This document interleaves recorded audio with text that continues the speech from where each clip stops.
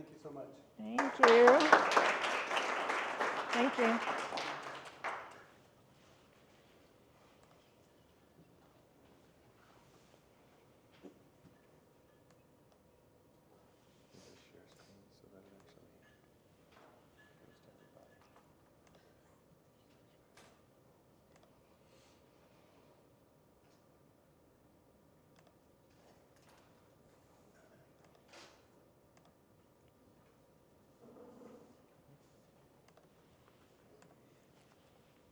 And my mouse.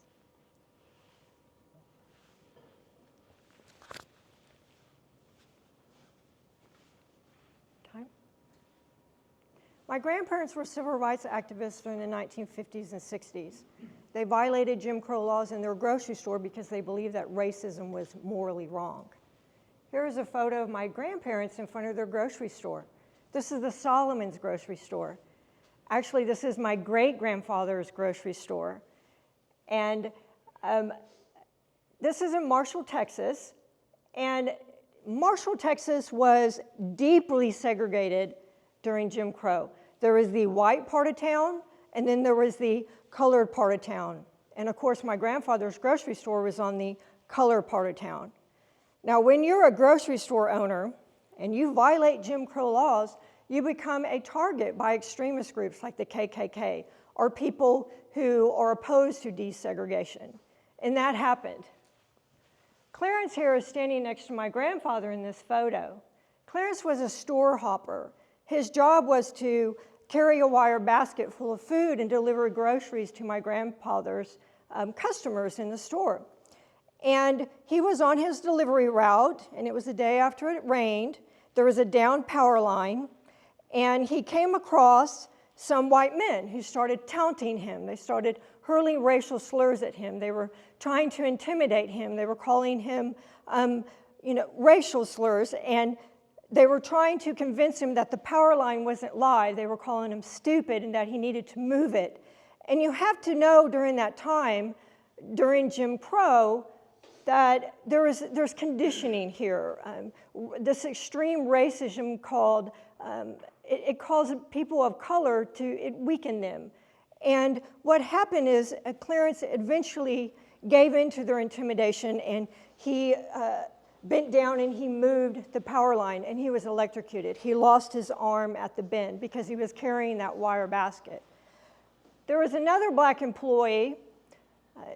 When the protesting began, the sit-ins in Marshall, Texas, he was stabbed.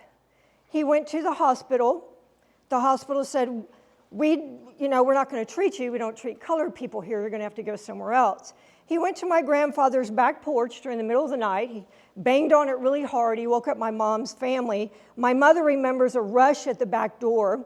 She saw the black employee holding his wound, bleeding, and he's being held up by two other black men. He said, I've been to the grocery store. I've been to the hospital, and they won't treat me. My grandfather called the hospital and persuaded the hospital staff to, and they eventually did treat him. In this upper right-hand corner is Sandy Shaw. Now, Sandy Shaw was hired by my great-grandfather in 1928. The grocery store is actually started by my great-grandfather, and my grandfather inherited the grocery store in the 1950s. So Sandy Shaw was hired by my great-grandfather in 1928. My grandfather promoted Sandy Shaw in the 1950s. Now, Sandy Shaw supervised not only black employees, he supervised white employees. And as you can imagine, all that did is just increase the violence that the grocery store experienced. In this lower right-hand corner is an actual photo that's on the internet. This is during the sit-ins at Marshall, Texas. This is around the corner from my grandfather's grocery store. You can see that the fire department was ordered by the city leaders to spray the protesters. You can see that that is a high-pressure hose line because you can see that cone stream. Many of the people in the room know that I was a former firefighter, and when I was a cadet, we used to spray each other with our hose lines, but we weren't allowed to do it at a high pressure because, of course, we could get hurt. And I was sprayed, but I was wearing my bunker coat, and that's a very thick protective coat, and I can tell you I was very sore the next day. As you can see here, the fire department is spraying these people, and this is right on their skin. My grandfather said that many of these people who were sprayed at such a high pressure that it blew them out of their shoes. When my grandfather retired, he basically just gave Sandy Shaw the keys to the grocery store and said, okay, I'm tired, I'm going to retire, and you just run everything. You know what to do. Sandy Shaw was in the newspaper, and it says that he's the new owner of Solomon's grocery store, but that's not actually accurate. He is just running the grocery store, but he doesn't actually own the grocery store. But Sandy Shaw wanted to own the grocery store. So he went to the bank, he applied for a business loan, and he was denied. He was denied that loan. He went and applied for a home loan. He was denied a home loan. The reason why the banks keep denying Sandy Shaw a loan is because, of course, Sandy lives on the colored part of town, but the reason why is because Sandy Shaw lives in a redlined community. So what is redlining? Redlining was a common discriminatory bank practice that kept people of color from getting loans. It was actually started by our federal government. It was called Residential Security Mapping System. It was color coordinated. It was based on how risky the neighborhood was. And of course, it was based on skin color. And fair housing outlawed redlining in 1968. But of course, just because there's a law in place doesn't actually mean that people are going to start following the law. Its remnants are still felt today. Of course, redlining deepened segregation. What it did is it accelerated poverty in these communities. They rapidly deteriorated. People who live in previous redline communities are at high risk of suffering from something called stereotype threat phenomenon, which is a form of internalized racism. Stereotype threat is it's a psychological process. It's a situational predicament where someone is fully aware of the stereotypes that are associated with their social identity group, and it causes them fear and anxiety when they're placed in situations where they have apprehension of confirming the stereotypes to other people and confirming it to themselves. What happens is it causes cognitive overload, and it can cause you to underperform or fail on task when it has nothing to do with ability. It's a psychological process. So these people of color who live in previous redline communities, the stereotypes in these communities can be reinforced and compressed. It can cause internalized racism. It can cause a self-fulfilling prophecy where people, they're fully aware of the stereotypes that are associated with them, and it can come to a point where they actually start to believe that the stereotypes about them are true when they're not. And to make it worse, they can treat other people in their community, their own social identity group members, and align those stereotypes with them. What it does is it causes compression, and it causes people to get compressed and pushed down at the lowest level in society.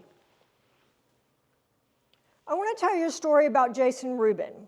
Jason Rubin was a probationary firefighter with the fire department of New York. He was terminated. He was a cadet. Jason was terminated along with 6 other black male firefighter cadets. Jason, is what the fire department said, he couldn't tie a knot fast enough in the allotted time. There was also some inconsistency, is what they said. And this is a lawsuit. This is on the internet. I did some research about Jason Rubin. What I found out is that he played team sports. He had some experience in it. He was, my friends on New York Fire Department said that he was like an athletic guy. He was not a scrawny guy. And I also found out that Jason lived in a previous redline community in Brooklyn. This is actually a redline community map that it's on the internet. Jason lived in one of these red shaded in communities. And what I've also found out is that Jason attended a high school called Carnegie. Carnegie received an F rating by the U.S. Department of Education. It was so underperforming that it had to be closed. Its demographics were 85% black. It had a 40% graduating rate, so it was very disadvantaged and underperforming. Now, I don't know Jason Rubin personally, but I certainly believe that he was suffering from stereotype threat phenomenon, a form of internal racism, because he should be able to tie a knot fast enough in a lot of time. I mean, especially if he had experience working in team sports. Just doesn't make sense to me. Something's going on here.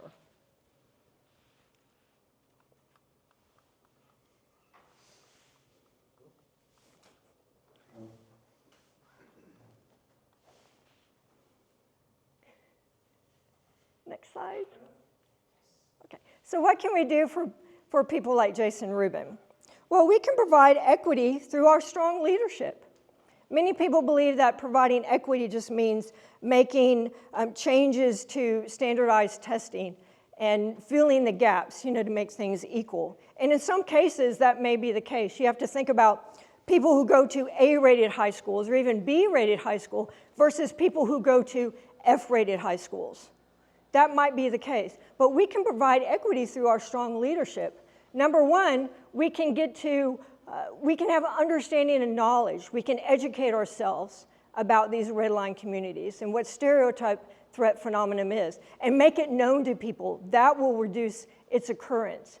Number two, we can get to know people's lived experience, similar to what my grandparents did. If my grandparents were alive today, they would say, we didn't do anything great. All we did is we listened to Sandy Shaw's lived experience. And we understood that we living on the white part of town through our white skin is very different from Sandy's experience living on the colored part of town through black skin in a red line community. What happened is my grandparents developed empathy for Sandy Shaw. They got very angry about the racism that he was experiencing. They joined the civil rights movement.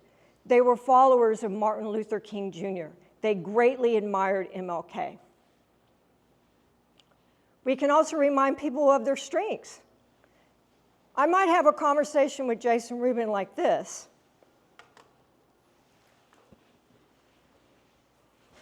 Hey, Jason, I found out that you play team sports. I think that's pretty cool. I mean, how do you know how to hold a football just right and how far you're going to throw it and to make decisions that fast under pressure? With some people wanting to tackle you. And there's people in the stands watching you, cheering, and some of them maybe even booing for you to fail. I mean, how do you do that? I mean, Jason, you got skills. I see your potential. You could be a training officer like me. You could even be a chief. Why don't, after you finish all your job testing skills with the fire department, you come around with me and help me with the other cadets, and we pull everyone up. What I want people to know is that we can provide equity through our strong leadership. We can make a social impact for people like Jason Rubin and the other 6 other black male cadets with Newark Fire Department. It's also important to mention that the fire department in New York likely doesn't have any education about what I'm talking about. What I want you to know is that we can help pull up people like Jason Rubin. We have the power within us as leaders. We can build people in these previous red line communities up, and we can build stronger communities together.